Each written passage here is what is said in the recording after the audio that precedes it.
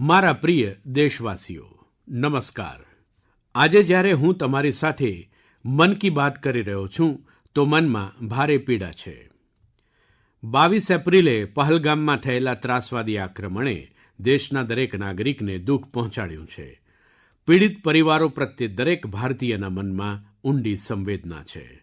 ભલે તે કોઈપણ રાજ્યનો હોય, કોઈપણ ભાષા બોલતો હોય, પરંતુ તે એ લોકોની પીડાને અનુભવી રહ્યો છે જેમણે આ આક્રમણમાં પોતાના પરિજનોને ખોયા છે.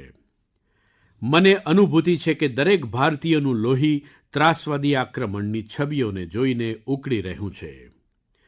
પહલગામમાં થયેલું આ આક્રમણ ત્રાસવાદીના સંરક્ષકોની હતાશા દેખાડે છે, તેમની કાયરતા દેખાડે છે. જ્યારે કાશ્મીરમાં શાંતિ પાછી ફરી રહી હતી, શાળા કોલેજોમાં એક ઉમંગ હતો, નિર્માણ કાર્યોમાં અભૂતપૂર્વ ગતિ આવી હતી, લોકતંત્ર મજબૂત થઈ રહ્યું હતું, પર્યટકોની સંખ્યામાં વિક્રમી વૃદ્ધિ થઈ રહી હતી, લોકોની કમાણી વધી રહી હતી, યુવાનો માટે નવા અવસર તૈયાર થઈ રહ્યા હતા. દેશના દુશ્મનોને, જમ્મુ કાશ્મીરના દુશ્મનોને આ રૂચ્યું નહીં. આતંકવાદી અને આતંકવાદીઓના આકા ઈચ્છે છે કે કાશ્મીર ફરીથી નાશ પામે અને એટલા માટે આટલા મોટા ષડયંત્રને તેમણે પાર પાડ્યું.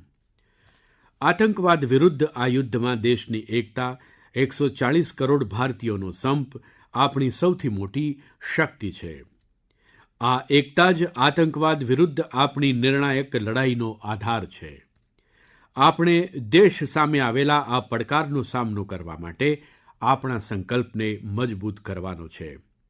આપણે એક રાષ્ટ્રના રૂપમાં દૃઢ ઈચ્છાશક્તિનું પ્રદર્શન કરવું છે. આજે દુનિયા જોઈ રહી છે, આ આતંકવાદી આક્રમણ પછી આખો દેશ એક સ્વરમાં બોલી રહ્યો છે.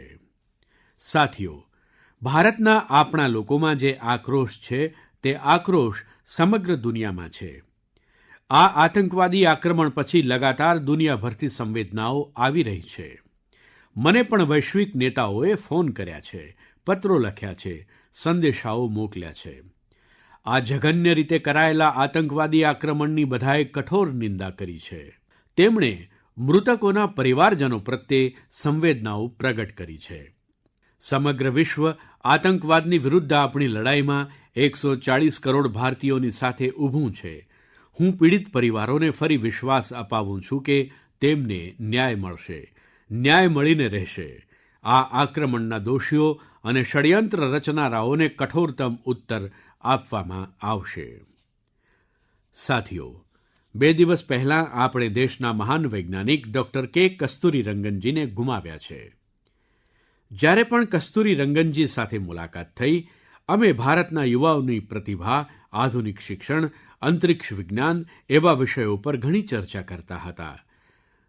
વિજ્ઞાન, શિક્ષણ અને ભારતના અંતરિક્ષ કાર્યક્રમને નવી ઊંચાઈ આપવામાં તેમના યોગદાનને હંમેશા યાદ કરવામાં આવશે. તેમના નેતૃત્વમાં ઇસરોને એક નવી ઓળખ મળી. તેમના માર્ગદર્શનમાં જે અંતરિક્ષ કાર્યક્રમ આગળ વધ્યા, તેનાથી ભારતના પ્રયાસોને વૈશ્વિક માન્યતા મળી.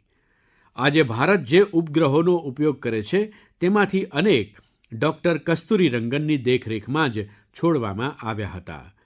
તેમના વ્યક્તિત્વની એક બીજી વાત બહુ વિશેષ હતી, જેનાથી યુવાન પેઢી તેમનામાંથી શીખી શકે છે. તેમણે સદાય નવાચારને મહત્ત્વ આપ્યું. કંઈક નવું શીખવા, જાણવા અને નવું કરવાનું વિઝન ખૂબ જ પ્રેરિત કરનારું છે. ડૉક્ટર કે. કસ્તુરીરંગનજીએ દેશની નવી રાષ્ટ્રીય શિક્ષણ નીતિ તૈયાર કરવામાં પણ બહુ મોટી ભૂમિકા ભજવી હતી. ડૉક્ટર કે. કસ્તુરીરંગન 21મી સદીની આધુનિક આવશ્યકતાઓ મુજબ દૂરંદેશી શિક્ષણનો વિચાર લઈને આવ્યા હતા. દેશની નિઃસ્વાર્થ સેવા અને રાષ્ટ્ર નિર્માણમાં તેમના યોગદાનને હંમેશ માટે યાદ કરવામાં આવશે. હું ડૉક્ટર કે. કસ્તુરીરંગનજીને વિનમ્ર ભાવે શ્રદ્ધાંજલિ અર્પિત કરું છું. મારા પ્રિય દેશવાસીઓ, આ મહિને એપ્રિલમાં આર્યભટ્ટ ઉપગ્રહના પ્રક્ષેપણને 50 વર્ષ પૂરાં થયા છે. આજે જ્યારે આપણે પાછળ વળીને જોઈએ છીએ, 50 વર્ષની આ યાત્રાને યાદ કરીએ છીએ, તો લાગે છે કે આપણે કેટલું લાંબુ અંતર કાપ્યું છે. અંતરિક્ષમાં ભારતના સપનાઓની આ ઉડાન એક સમયે માત્ર જોશ સાથે શરૂ થઈ હતી. રાષ્ટ્ર માટે કંઈક કરી છૂટવાની લાગણી ધરાવતા કેટલાક યુવાન વૈજ્ઞાનિકો, તેમની પાસે ન તો આજ જેવા આધુનિક સંસાધનો હતાં, ન તો દુનિયાની ટેકનોલોજી સુધી એવી કોઈ પહોંચ હતી. જો કંઈ હતું તો તે હતી પ્રતિભા, લગન, મહેનત અને દેશ માટે કંઈક કરી છૂટવાની ધગશ. બળદગાડા અને સાયકલો પર મહત્ત્વના નાજુક સાધનોને પોતે લઈને જતા આપણા વૈજ્ઞાનિકોની છબીઓને તમે પણ જોઈ હશે. તે લગન અને રાષ્ટ્ર સેવાની ભાવનાનું પરિણામ છે કે આજે આટલું બધું બદલાઈ ગયું છે. આજે ભારત એક વૈશ્વિક અંતરિક્ષ મહાસત્તા બની ચૂક્યું છે. આપણે એક સાથે 104 ઉપગ્રહોને પ્રક્ષેપિત કરવાનો એક વિક્રમ બનાવ્યો છે. આપણે ચંદ્રમાના દક્ષિણ ધ્રુવ પર પહોંચનારા પહેલા દેશ બન્યા છીએ. ભારતે માર્સ ઓર્બિટર મિશન છોડ્યું છે અને આપણે આદિત્ય L1 મિશન દ્વારા સૂર્યના ઘણા નજીક પહોંચ્યા છીએ.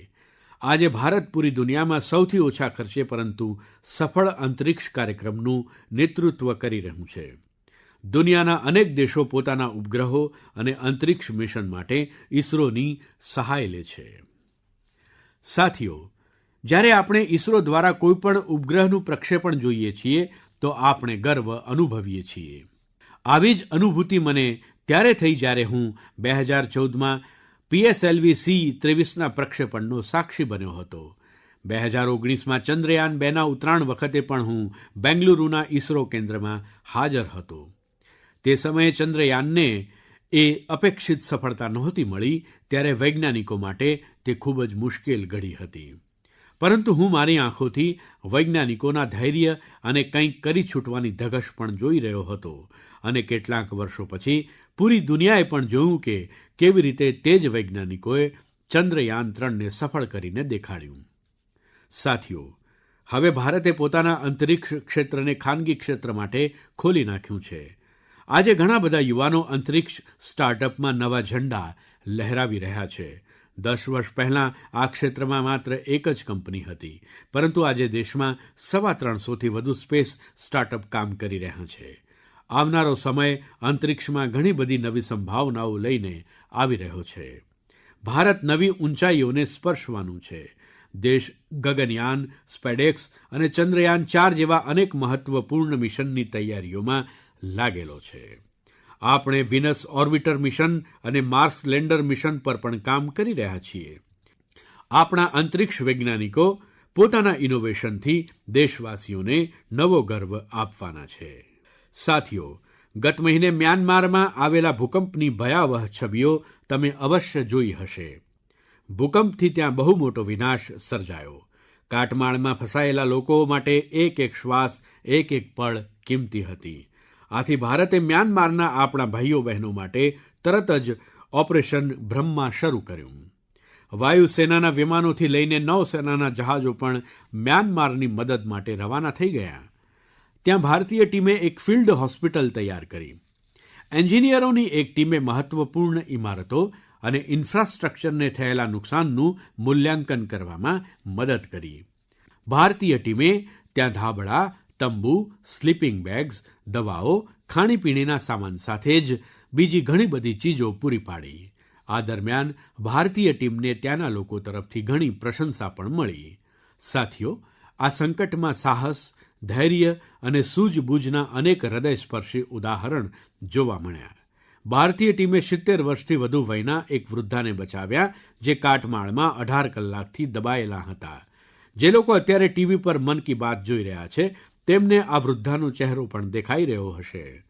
ભારતથી ગયેલી ટીમે તેમના ઓક્સિજન લેવલને સ્થિર કરવાથી લઈને ફ્રેક્ચરની સારવાર સુધી ઉપચારની દરેક સુવિધા ઉપલબ્ધ કરાવી. જ્યારે આ વૃદ્ધાને હોસ્પિટલમાંથી રજા મળી તો તેમણે આપણી ટીમનો ખૂબ આભાર માન્યો. તેઓ બોલ્યા કે ભારતીય બચાવ દળના કારણે તેમને નવું જીવન મળ્યું છે. ઘણા લોકોએ આપણી ટીમને જણાવ્યું કે તેમના કારણે તેઓ પોતાના મિત્રો અને સગા સંબંધીઓને શોધી શક્યા.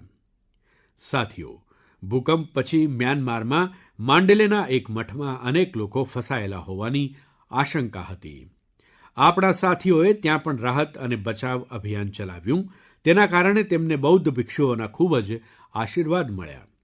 આપણને ઓપરેશન બ્રહ્મામાં ભાગ લેનારા બધા લોકો પર ઘણો ગર્વ છે.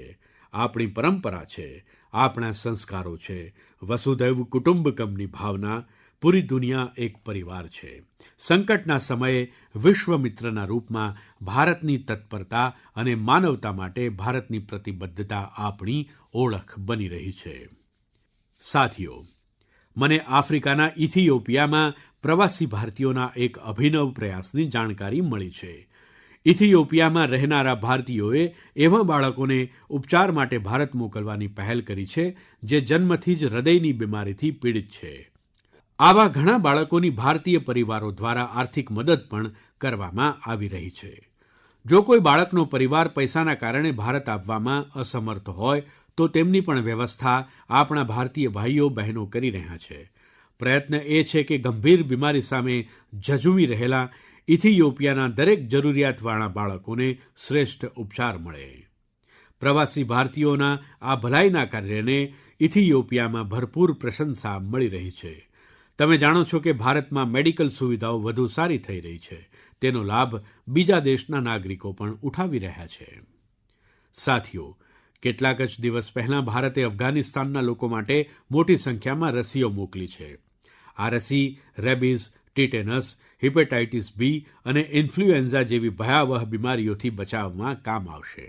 ભારતે આ જ સપ્તાહમાં નેપાળના અનુરોધ પર ત્યાં દવાઓ અને રસીઓની મોટી ખેપ મોકલી છે. તેનાથી થેલેસેમિયા અને સિકલ સેલ રોગના દર્દીઓ માટે વધુ સારો ઉપચાર સુનિશ્ચિત થશે. જ્યારે પણ માનવતાની સેવાની વાત આવે છે તો ભારત સદા તેમાં આગળ રહે છે અને ભવિષ્યમાં પણ આવી દરેક જરૂરિયાતમાં સદા આગળ જ રહેશે. સાથીઓ, હમણાં આપણે આપદા પ્રબંધનની વાત કરી રહ્યા હતા અને કોઈપણ પ્રાકૃતિક આપત્તિને પહોંચી વળવામાં ખૂબ જ મહત્ત્વપૂર્ણ હોય છે આપણી એલર્ટનેસ, આપણું સચેત રહેવું. આ એલર્ટનેસમાં હવે આપણને આપણા મોબાઇલની એક સ્પેશિયલ એપથી મદદ મળી શકે છે. આ એપ આપણને કોઈ પ્રાકૃતિક આપત્તિમાં ફસાવાથી બચાવી શકે છે અને તેનું નામ પણ છે સચેત એપ. ભારતના રાષ્ટ્રીય આપદા પ્રબંધન પ્રાધિકરણે તૈયાર કરી છે. પૂર, ચક્રાવાત, ભૂસ્ખલન, સુનામી, દાવાનળ, હિમસ્ખલન, વાવાઝોડું, તોફાન કે પછી વીજ પ્રપાત જેવી આપત્તિઓ હોય, સચેત એપ તમને દરેક રીતે માહિતગાર અને સુરક્ષિત રાખવાનો પ્રયાસ કરે છે. આ એપના માધ્યમથી તમે હવામાન વિભાગ સાથે જોડાયેલી નવીન જાણકારી પ્રાપ્ત કરી શકો છો. વિશેષ વાત એ છે કે સચેત એપ ક્ષેત્રીય ભાષાઓમાં પણ ઘણી બધી જાણકારીઓ ઉપલબ્ધ કરાવે છે. આ એપનો તમે પણ ફાયદો ઉઠાવો અને પોતાનો અનુભવ અમને જરૂર જણાવો. મારા પ્રિય દેશવાસીઓ, આજે આપણે સમગ્ર દુનિયામાં ભારતની પ્રશંસા થતાં જોઈએ છીએ. ભારતના યુવાનોએ ભારત પ્રત્યે વિશ્વનો દૃષ્ટિકોણ બદલી નાખ્યો છે અને કોઈ પણ દેશના યુવાનોની રુચિ કઈ તરફ છે, ક્યાં છે, તેનાથી ખબર પડે છે કે દેશનું ભવિષ્ય કેવું હશે. આજે ભારતનો યુવાન વિજ્ઞાન, ટેકનોલોજી અને ઇનોવેશનની તરફ આગળ વધી રહ્યો છે. એવાં ક્ષેત્ર જેની ઓળખ પહેલાં પછાતપણા અને બીજા કારણોથી થતી હતી, ત્યાં પણ યુવાનોએ એવાં ઉદાહરણ પ્રસ્તુત કર્યાં છે જે આપણને નવો વિશ્વાસ અપાવે છે. છત્તીસગઢના દંતેવાડાનું વિજ્ઞાન કેન્દ્ર આજકાલ બધાનું ધ્યાન ખેંચી રહ્યું છે. કેટલાક સમય પહેલાં સુધી દંતેવાડાનું નામ માત્ર હિંસા અને અશાંતિ માટે જાણીતું હતું, પરંતુ હવે ત્યાં એક વિજ્ઞાન કેન્દ્ર બાળકો અને તેમના માતાપિતા માટે આશાનું નવું કિરણ બની ગયું છે. આ વિજ્ઞાન કેન્દ્રમાં જવાનું બાળકોને ખૂબ જ ગમે છે.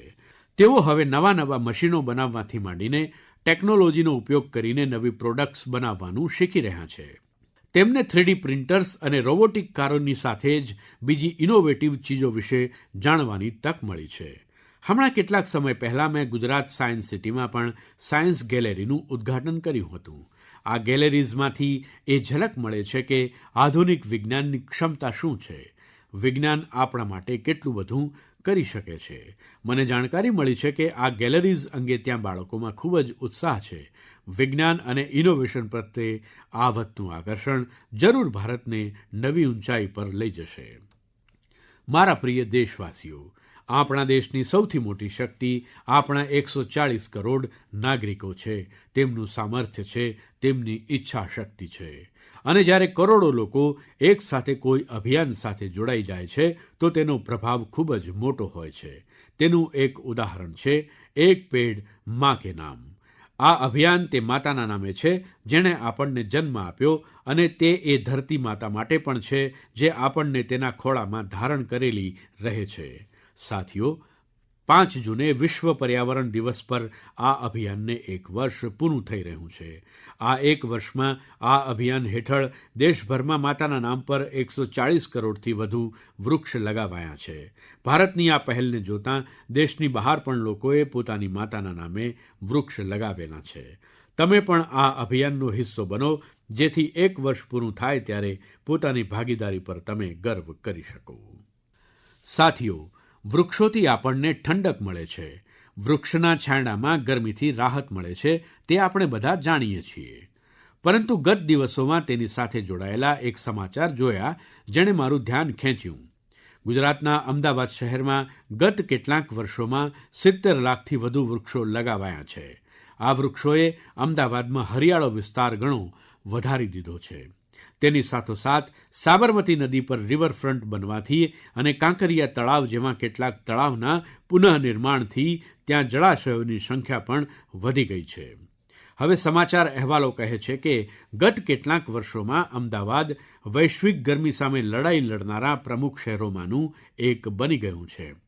આ પરિવર્તનને, વાતાવરણમાં આવેલી શીતળતાને ત્યાંના લોકો પણ અનુભવી રહ્યા છે. અમદાવાદમાં લગાવાયેલા વૃક્ષો ત્યાં નવી પ્રસન્નતા લાવવાનું કારણ બની રહ્યા છે. મારો આપ સૌને ફરી અનુરોધ છે કે ધરતીનું સ્વાસ્થ્ય સારું રાખવા માટે, આબોહવા પરિવર્તનના પડકારોનો હલ લાવવા માટે અને પોતાના બાળકોનું ભવિષ્ય સુરક્ષિત રાખવા માટે વૃક્ષ જરૂર લગાવો. એક પેડ માં કે નામ. સાથીઓ, એક જૂની કહેવત છે કે મન હોય તો માળવે જવાય. જ્યારે આપણે કંઈક નવું કરવાનું નક્કી કરી લઈએ છીએ તો ગંતવ્ય સ્થાન જરૂર મળી જાય છે. તમે પહાડો પર ઉગતા સફરજન તો ઘણા ખાધા હશે, પરંતુ જો હું તમને પૂછું કે શું તમે કર્ણાટકના સફરજનનો સ્વાદ ચાખ્યો છે, તો તમને નવાઈ લાગશે. સામાન્ય રીતે આપણે સમજીએ છીએ કે સફરજનનું ઉત્પાદન પહાડ પર જ થાય છે, પરંતુ કર્ણાટકના બાગલકોટમાં રહેતા શ્રી શૈલ તેલીજીએ મેદાનમાં સફરજન ઉગાડ્યા છે. તેમના કુલાલી ગામમાં 35 ડિગ્રીથી વધુ તાપમાનમાં પણ સફરજનના વૃક્ષ ફળ આપવા લાગ્યા છે. વાસ્તવમાં શ્રી શૈલ તેલીને ખેતીનો શોખ હતો, તો તેમણે સફરજનની ખેતીને પણ કરી જોવાનો પ્રયાસ કર્યો અને તેમને તેમાં સફળતા મળી પણ ગઈ. આજે તેમના લગાવેલા સફરજનના વૃક્ષો પર ઘણી સંખ્યામાં સફરજન ઉગે છે, જેને વેચીને તેમને સારી કમાણી પણ થઈ રહી છે. સાથીઓ, હવે જ્યારે સફરજનની ચર્ચા થઈ રહી છે તો તમે કિન્નૌરી સફરજનનું નામ અવશ્ય સાંભળ્યું હશે. સફરજન માટે જાણીતા કિન્નૌરમાં કેસરનું ઉત્પાદન થવા લાગ્યું છે. સામાન્ય રીતે હિમાચલમાં કેસરની ખેતી ઓછી થતી હતી, પરંતુ હવે કિન્નૌરની સુંદર સાંગલા ખીણમાં પણ કેસરની ખેતી થવા લાગી. આવું જ એક ઉદાહરણ કેરળના વાયનાડનું છે. ત્યાં પણ કેસર ઉગાડવામાં સફળતા મળી છે. અને વાયનાડમાં આ કેસર કોઈ ખેતર કે માટીમાં નહીં, પરંતુ એરોપોનિક્સ ટેકનિકથી ઉગાડવામાં આવે છે. આવું જ આશ્ચર્યજનક કામ લીચીના ઉત્પાદન સાથે થયું છે. આપણે તો સાંભળતા હતા કે લીચી બિહાર, પશ્ચિમ બંગાળ કે ઝારખંડમાં ઉગે છે, પરંતુ હવે લીચીનું ઉત્પાદન દક્ષિણ ભારત અને રાજસ્થાનમાં પણ થઈ રહ્યું છે. તમિલનાડુના થિરુવિરા અરાસુ કોફીની ખેતી કરતા હતા. કોડાઈ કેનાલમાં તેમણે લીચીના વૃક્ષો લગાવ્યા અને તેમની 7 વર્ષની મહેનત પછી હવે તે વૃક્ષો પર ફળ આપવા લાગ્યા. લીચી ઉગાડવામાં મળેલી સફળતાએ આસપાસના બીજા ખેડૂતોને પણ પ્રેરિત કર્યા છે. રાજસ્થાનમાં જીતેન્દ્રસિંહ રાણાવતને લીચી ઉગાડવામાં સફળતા મળી છે. આ બધા ઉદાહરણો ખૂબ જ પ્રેરિત કરનારા છે. જો આપણે કંઈક નવું કરવાનો સંકલ્પ કરી લઈએ અને મુશ્કેલીઓ છતાં અડગ રહીએ તો અસંભવને પણ સંભવ કરી શકાય છે. મારા પ્રિય દેશવાસીઓ, આજે એપ્રિલનો અંતિમ રવિવાર છે. થોડા જ દિવસોમાં મે મહિનો શરૂ થવાનો છે. હું તમને આજથી 108 વર્ષ પાછળ લઈ જઉં છું. વર્ષ 1917 એપ્રિલ અને મે, આ 2 મહિનામાં દેશની સ્વતંત્રતાની એક અનોખી લડાઈ થઈ હતી. અંગ્રેજોના અત્યાચાર ચરમસીમાએ હતા. ગરીબો, વંચિતો અને ખેડૂતોનું શોષણ અમાનવીય સ્તરને પણ પાર કરી ચૂક્યું હતું. બિહારની ઉપજાઉ ધરતી પર આ અંગ્રેજો ખેડૂતોને ગળીની ખેતી માટે મજબૂર કરી રહ્યા હતા. ગળીની ખેતીના કારણે ખેડૂતોના ખેતર ઉજ્જડ થઈ રહ્યા હતા, પરંતુ અંગ્રેજી શાસનને તેની કોઈ પડી નહોતી. આવી સ્થિતિમાં 1917માં ગાંધીજી બિહારના ચંપારણ પહોંચે છે. ખેડૂતોએ ગાંધીજીને જણાવ્યું, અમારી જમીન ખરાબ થઈ રહી છે, ખાવા માટે અનાજ નથી મળી રહ્યું. લાખો ખેડૂતોની આ પીડાથી ગાંધીજીના મનમાં એક સંકલ્પ ઉઠ્યો. ત્યાંથી ચંપારણનો ઐતિહાસિક સત્યાગ્રહ શરૂ થયો. ચંપારણ સત્યાગ્રહ એ બાપુનો ભારતમાં પહેલો મોટો પ્રયોગ હતો. બાપુના સત્યાગ્રહથી સમગ્ર અંગ્રેજી શાસન હચમચી ગયું. અંગ્રેજોને ગળીની ખેતી માટે ખેડૂતોને મજબૂર કરનારો કાયદો સ્થગિત કરવો પડ્યો. આ એક એવી જીત હતી જેનાથી સ્વતંત્રતાની લડાઈમાં નવો વિશ્વાસ ફૂંકાયો. તમે બધા જાણતા હશો કે આ સત્યાગ્રહમાં મોટું યોગદાન બિહારના એક બીજા સપૂતનું પણ હતું, જે સ્વતંત્રતા પછી દેશના પ્રથમ રાષ્ટ્રપતિ બન્યા. તે મહાન વિભૂતિ હતા ડૉક્ટર રાજેન્દ્ર પ્રસાદ. તેમણે ચંપારણ સત્યાગ્રહ પર એક પુસ્તક પણ લખ્યું, સત્યાગ્રહ ઇન ચંપારણ. આ પુસ્તક દરેક યુવાને વાંચવું જોઈએ. ભાઈઓ બહેનો, એપ્રિલમાં જ સ્વતંત્રતા સંગ્રામની લડાઈના અનેક બીજા અમિટ અધ્યાયો જોડાયેલા છે. એપ્રિલની 6 તારીખે જ ગાંધીજીની દાંડી યાત્રા સંપન્ન થઈ હતી. 12 માર્ચથી શરૂ થઈને 24 દિવસ સુધી ચાલેલી આ યાત્રાએ અંગ્રેજોને હચમચાવી મૂક્યા હતા. એપ્રિલમાં જ જલિયાંવાલા બાગ નરસંહાર થયો હતો. પંજાબની ધરતી પર આ રક્તરંજિત ઇતિહાસના નિશાનો આજે પણ પ્રવર્તમાન છે. સાથીઓ, થોડા જ દિવસોમાં 10 મેએ પ્રથમ સ્વતંત્રતા સંગ્રામની વર્ષગાંઠ પણ આવનાર છે.